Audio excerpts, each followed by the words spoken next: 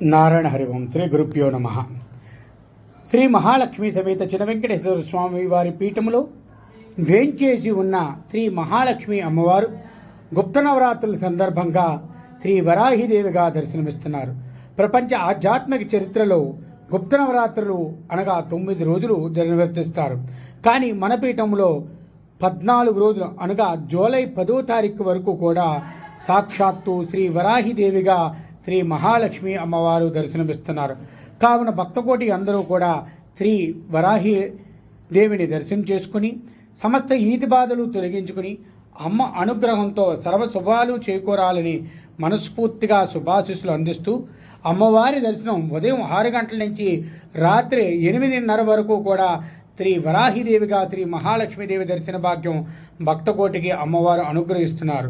రండి, దర్శించండి, అమ్మవారి అనుగ్రహానికి పాత్రులు కండి.